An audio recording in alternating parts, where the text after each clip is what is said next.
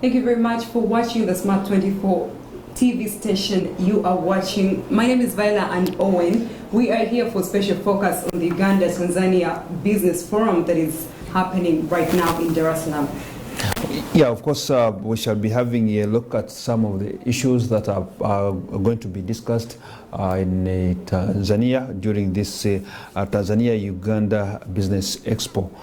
And of course, a lot of things are surrounding how Uganda and Tanzania to benefit from this expo at the end of it all, by the fact that we have a number of exhibitors who are attending, a number of delegates, but again, when we get back home in Tanzania and in Uganda, how are we to benefit from the expo? That's the focus we are having today. Lots of issues are to be discussed. And of course, in the near future, we shall be joined by yet another person. That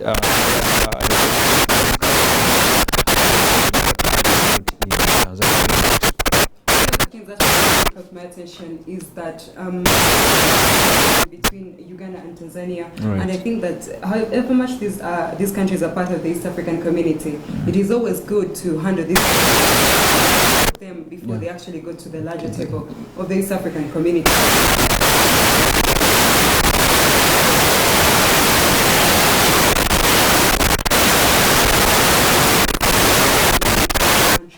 Without exactly including the rest of the East African community. And there is projection and future developments on investment for sustainable development for the two countries. Yeah, Tanzania will look at Tanzania as being a potential market for a number of Ugandan products, ranging from maize, sugar, cereals, and of course, right now we look at, in future there we look at how we shall be sharing the oil pipeline from Uganda through TZ. But of course, lots of issues surround the Tanzania Uganda Expo for this year, because for this time round it is the first of its kind for Tanzania. Much as for us in Uganda we've been having a number of them, but for Tanzania and more so with Uganda, it's the first of its kind. Owen, what would you say about the fact that Uganda has not responded quite fast when it comes to the oil pipeline project? However much Tanzania and the rest that are involved have done something at least towards the project. When you talk about the issue of oil, the slow movement of the pipeline to be constructed, it has a number of issues ranging from fundings. Because we had hopes that maybe the American government would come on board and fund the pipeline. But of course, America has lots of terms and conditions that sometimes government may be cautious with. So would you say that maybe government is holding this off because they don't want to start and then not finish because there is money in store? That has been said several times, that there is money for the oil project. But of course, as of now, we look at China being a potential fund of this pipeline. But when you look at where it's going to pass, I mean, you have to put into account a number of things. The terms of trading with Tanzania, like we were discussing this issue. I mean, how is Tanzania to benefit from it, and we as Uganda, how are we to benefit from it? So at the end of it all, you find that there's lots of things that have to be put in place, have to be agreed upon between the two countries, that's Uganda and Tanzania, if we are to benefit from it. But getting to still the issue concerning oil, we look at China being the potential funder, but still a lot of analysis has to be done. Terms and conditions between the countries have to be really favorable. It ranges from the political environment between the two countries, how Uganda is dealing with TZ, Tanzania for this case, in terms of the political ground in the two countries. And then, of course, that's a pace. You like it or not. The political environment is the pace for the rest of the other things. Yeah, for trade, for business, anything. But I want to know why why there is money in store but it's not being used at all. At least start and fail, and then America and those other things you're talking about will come in and say, okay, Uganda has failed here, maybe we should step in. But you do not keep the money, and the interest is of course increasing every passing second. No, we'll have to look at oil with a wider perspective.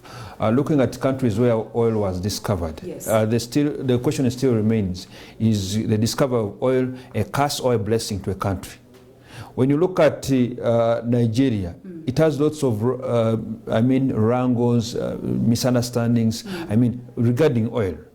If you go to Congo, which is a very rich country in terms of minerals, still it has issues. It has never been stable, much as it has lots of minerals. So even us, Libya. Don't forget Libya, but is that supposed to hold us back on our trade and investment? No, we have to take them as case studies. Less of that, you may, but you notice that while you're studying these things, the money, the interest rate is increasing on the borrowed money. I am so worried about the money that has been stored for the project and has not been utilized. That's true, but it's better you hold on than going into, this is it's a risky and expensive venture, of which you cannot just wake up one morning and say, let's begin off. Like I told you, we look expect danger and worries. All the why not? Risks are always there on your doorstep. Being a developing country, and that is one of the parts that happen when you are developing. The superpowers you see do not just happen. If you look at the history of the United States, for example, you'll be shocked what you will unearth. So I think that the best thing to do is to actually take a step forward and work on what you have to do. You can't keep holding back because you're scared of wrangles and risks and whatever you want to call it. Now, even with oil, you have to look at who else is interested. More so with these funders of ours. Yeah. They all look at it. We all look at, we know very well how China is a threat to USA as of now in terms of economies, development of economies. Now, you cannot tell me that by the fact that US has been funding a number of our projects, they may also have the interest in the oil. When you get to China, which is our latest darling, in Uganda and Africa at large, it will look at that. That's why at the moment, China will be willing to give you a date you want. But what you must be analytical about is that China gives you the money, but with the strings attached. Which strings attached, you may not realize at that moment. Less or not, even when you realize, you may take them as simple. Now, China has borrowed some countries like Sri Lanka and other countries money. Yeah. But you find that at the end of it all, it controls the economy. So even for this case, much as we discovered the oil, we have neighboring countries we must deal with in terms of, moving this oil by the fact that we want it processed, not, taking away the crude oil. We have to look at, set up the standards, terms and conditions, such that at the end of it all, we are not enemies to each other because of oil. I know what that is like, of course, for a country to be insecure, but how long is that going to be, for example? You're more concerned about the time. We are thinking about the rate at which the money is multiplying per second. The money that has been borrowed already. Yeah, China may not mind of that, but it may mind of, in case you fail, within the specified time. In fact, for me, I would say, as a person, I would say there shouldn't be fear of who is interested in the oil, but rather start out and make sure that you are consistent and you are meeting the world's standards. That's all you can do. Otherwise, you can't keep on getting scared while the money is increasing and putting the country in a very dangerous spot when it comes to the national debt. Just before, in our first show, we were making an analysis of the products, and we put focus on the quality and the quantity. Even here, we must look at a number of factors still. If we are to start extracting this oil, why should we? I'm really concerned about your worry that we are delaying. But I'm also concerned about the consequences of the rush. Suppose we rush, what will come next? But getting back to this issue of Tanzania, Uganda, I really think this is a very great, step towards the two countries that it really strengthens the relationship between the two countries. And maybe Uganda can borrow a leaf from Tanzania on what they're doing with their oil pipeline project, you know? Yeah, but of course, to drive to the issue I was raising about the relations, like if you looked at, if you compared Uganda, Rwanda relations, one would not say that we are bad off, but would put a question mark. In fact, if you're to compare if you're to weigh the East African community countries, Kenya has the biggest manufacturing industry, yes, but then when you compare to the rest of the countries, Uganda, Tanzania, Rwanda, Burundi, those ones are very fast at the growth rate when it comes to the economic development, which is a very good thing, and I think that today that should be one of the areas that should be really uploaded and tackled so that we can have consistent development. Then, of course, to the local persons, when we really need to look at if we are to benefit from these expos at a later step, we need to mind of how and the way our products are, how competitive they will be at the international market. Because even TZ, of course, we're looking at it as being an international market, and in this case, also it's out of our boundaries. But we need to put modalities on how our products, like we're talking about maize, we're talking about the issue of sugar, that Tanzania had issues with Ugandan sugar. They were alleging that our sugar was not being produced from here.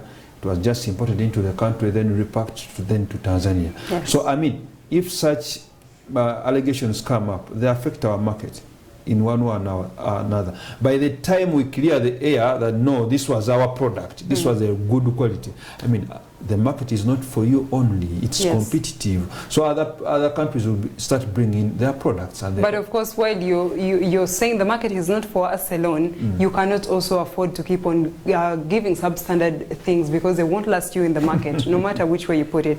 Owen, what would you say about the standard gauge railway? The standard gauge railway, that's another good step to revive the railway, transport, because if you look at the cost of transportation of goods by road, it's really expensive. By water, we may not be well facilitated. But again, when you look at cargo on rail, the cost is, not so high compared to rail, to road. So the revival of the standard gauge railway is really a good step. But you see, even the standard gauge railway has issues, right from the places where it's supposed to pass. I like that. People are really, the way they exaggerate the amount to be paid to them in terms of compensating the land where the rail is passed. Hold on a bit. Confusing. Is that the reason why Uganda is holding back yet again on another huge project? Now, the issue concerning compensations here has had issues. Reason being, we may, I can give you an example. We may assume that maybe the standard gauge railway is going to pass in such a place. Yes. What some dignified people do, they first buy that piece of land where it's going to pass. Then at a later stage, they exaggerate the amount they want. The amount of compensation they want to receive from the government. So at the end of it all, you find that the amount required to compensate the people, just even before the construction begins, is a lot. All right, I think that all of this is going to be broken down a bit during the question and answer session of the Uganda-Tanzania Business Forum 2019. But right now we are taking a break on Smart 24 TV. Keep tuned for more is coming.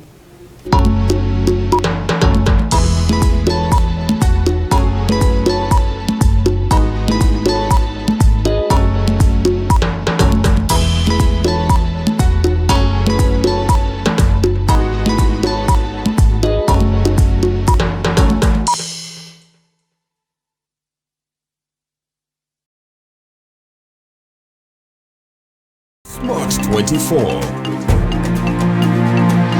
Smart Business.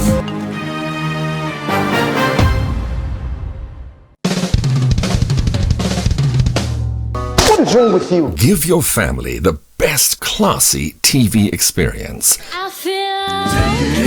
Unmatched cartoons on Nickelodeon, ST Kids and Da Vinci Learning for children. Classy Ladies, Novella E Plus for Cinderella telenovelas, Ebony Life and Fine Living for trendy life